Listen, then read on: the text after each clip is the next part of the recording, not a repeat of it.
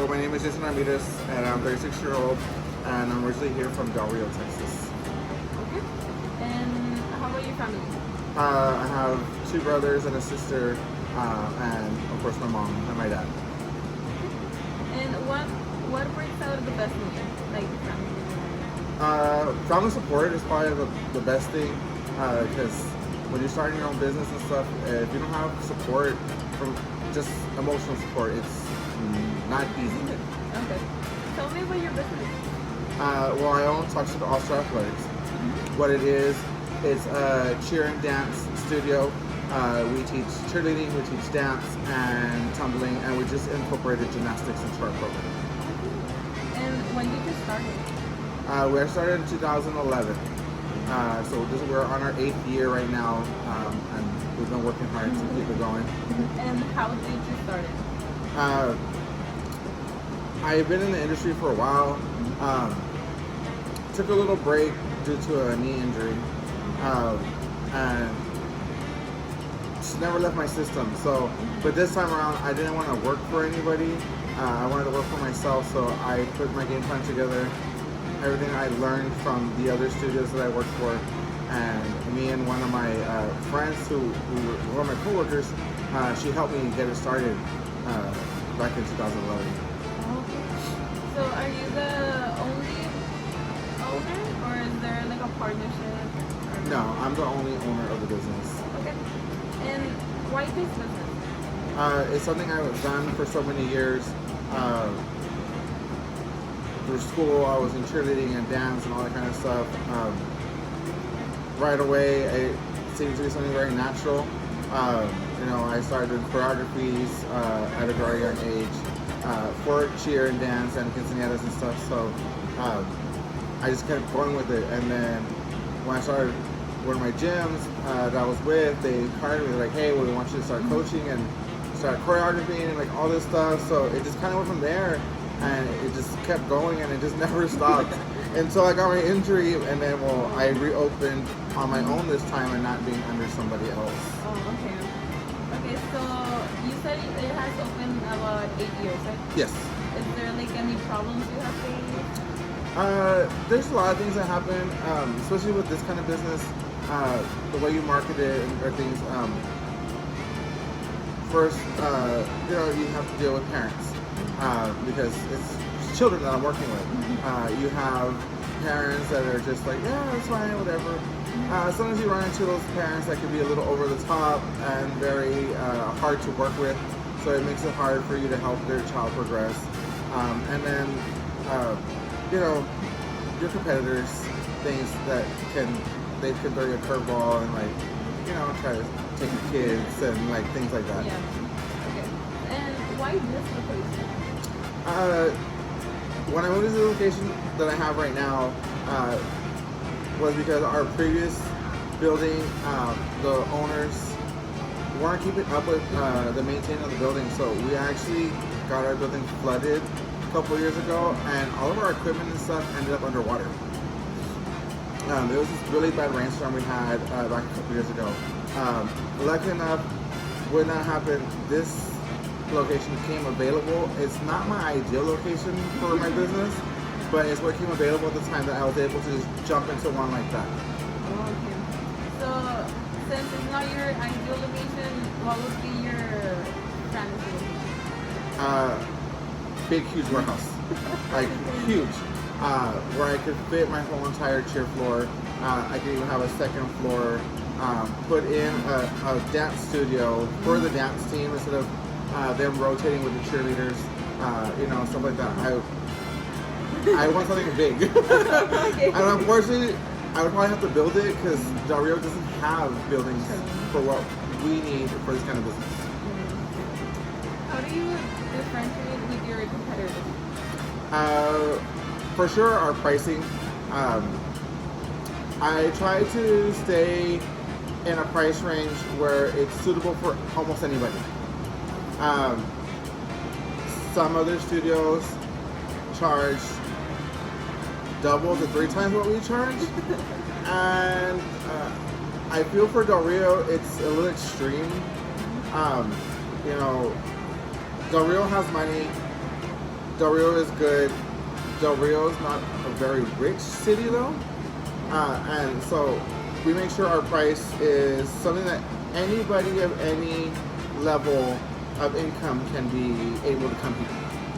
And who are your competitors? There are 2 other facilities. Actually, well, I guess you could say there's 4 other facilities. There is the Velocity Gym, who does the cheerleading like I do. There's also the Onset Eagles, who are also a cheer gym. And then dance-wise, they're competitors, but they're not competitors. Our dance program is more hip-hop and pom. But there's the other 2 dance studios like Miss Rod and Miss Annie's, but they do all like the ballet and jazz and stuff. We don't do that because it's not our strong suit. So I guess they're competitors and maybe not competitors, I guess. Yeah. Okay. How do you attract people to your business? I've actually built up my name for myself before I started my business. So through the other gyms that I was with, the titles that I won when I was a cheerleader, me also actually being one of the only male cheerleaders on the team, and then like I was also in band, so I didn't have time to change for halftime. So I was in full cheer uniform marching, so everybody always saw me. So I had already had built a name for myself before this, but since then it's just the way I present my kids. We do a lot of things in the city, things like that, so it kind of all helps us. So if you could travel back in time, what would you tell yourself to do differently? Not trust a lot of people. Sometimes you run into issues where you think somebody's on your side and gonna help you, and then they end up kind of doing things that ends up hurting your business. So probably tell myself to keep my guard up more at the beginning, but you're also, when it's a fresh new business, you're also kind of like scared, like well, is it gonna work? Do I do this? Do I take their advice? Don't take their advice? But probably just to keep up my guard more and not focus on what other people will tell me too much. Okay, who's your target market? My what? Target market? Well, these kids. Our studio actually takes kids from actually 18 months all the way to 18 years old for our classes. So it's pretty much gained a youth. We do have, so I guess the 2-year-olds to the 18-year-olds is what our market's for.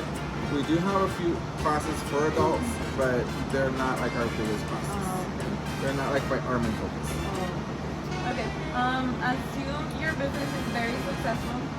What would you like to do for your business? Give out scholarships to my kids. Yeah. Because some of these kids are amazing athletes. And if this business could afford to help them with education, that would be something I would actually really like to do. We have kids out throughout the years who have stayed with me and aged out. And some have gone to school and stuff. I know they had a hard time. If I would have had money back then, like, hey, well, there's at least $200 for a scholarship. Like, something what I would probably want to do. Okay. How have you adapted to the community and culture of the area? Well, Dara's actually been with us all the time, so we actually do a lot of city stuff. We go to events. Sometimes we get invited to help with certain things. So we kind of blend in with the city. Like the parades? Yeah, we do a lot of parades. We do shows at the mall, City Center. Last year was the first year we got invited to the mayor reception. That was kind of cool. It was something different. It was super packed though, but it was cool. It was something new for us. We hadn't done that before. Okay. How do you handle constructive criticism? I take it in. I can't be defensive about it, like when people try to tell me stuff, because I know some of it is actually going to be helpful, and then I know there's some that I'm just like, you don't even know what you're talking about. So when people tell me stuff, I just take it in. I can't blow up about it or just blow people off. Like it's better for me just to hear it out and then take the best parts from it, and what I know is not of any use, just do away with it. Okay. How do you involve yourself in the community? Well, we do the events. We help out every now and then we'll try to donate some stuff to like organizations that need some help. Like when we had that big old flooding and all that stuff, my parents and kids were right away. They brought me clothes. I asked them like, hey, like let's get some clothes together, some food, whatever. Let's fill up my Jeep. I'm gonna go meet the truck over there by Stripes and go drop it off so we can at least help with something. Okay. Based on your business, what do you consider good customer service for you? Making sure that we're always on time with everything. Trying to build a healthy relationship with the parents and the athletes. Being on top of, like, you deal with teenagers. Yeah. So we have to deal with the talking, the boyfriends, the stuff. So yeah, it's just trying to keep everything in order and like make sure we all stay focused. You know, keep the kids from like not fighting with each other. Like I help like throughout the years, I've actually helped a lot of kids. So like it's kind of like understanding them more. Not there's a middle line between me and the coach and a friend. Like also there's a line. So like with the kids, it's more how can I help them become a better person. That's my customer service for these kids. Not just to be just great athletes, but help them become a better person. And then like with parents and stuff, it's how you talk to them, how you do. And then the product that we produce. Are they gonna be the best athletes on top of the best person? Or are we just gonna pay attention? No, it's about being on top of it and making sure my staff is doing everything to make sure it's all put together properly. Okay. What is the culture like in your business? We have lots of different culture in here. Yeah, there's all different kinds of types of people in here. We have people who barely get by. We have people who have money to throw up in the air. All different kinds of races. I wish we had more of other races in the facility. I'm a very open person, so all the culture that we could bring in and bond together would be so much better.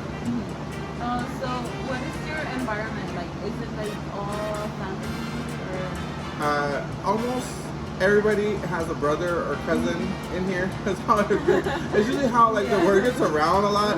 A cousin comes in or their friend comes in. So yeah, we have a lot of families in here. And of course, I have my son and I have my niece in the program. So there's a lot of family stuff. Okay. So what advice would you give to a young entrepreneur? To never give up. You're gonna hit rough patches as you go, starting a new business. But the moment you show weakness and you're not driving anymore, that's where you're gonna get lost. I've had it almost happen to me at the beginning where I was starting to lose focus, but I snapped out of it and I kept going. So yeah, just don't stop fighting. If it's something you really, really want, you have to keep pushing. You have to be willing to do the work. Nothing's gonna be easy. It's not.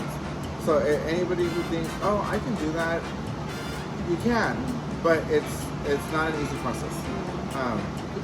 It takes time. Yeah. I started out of my front yard. And then I used to bartend when I first started. So I used to bartend. The bar let me start using it for practice until I got my own building. So I was looking to have little help here and there. But yeah, it's just, they have to keep pushing forward. They can't give up. They have to stay focused on what they want if they want to be successful. And your family supported you in that idea you had? Yeah. Everybody supported. My husband was the biggest supporter. Because I was like, hey, I want to do this. I'm tired of bartending. I want to get back to what I know and what I love the most. And he's like, well, I know it's been with you forever, and you do the alumni with the high school, like all this stuff. I was like, so when I was getting on those side tracks where I was like, he would snap me right back in, like, what are you doing? Like, get back on it. Okay. So do you have any questions for me? No, not really. Not really. Okay, well, thank you so much. Yes. You're welcome.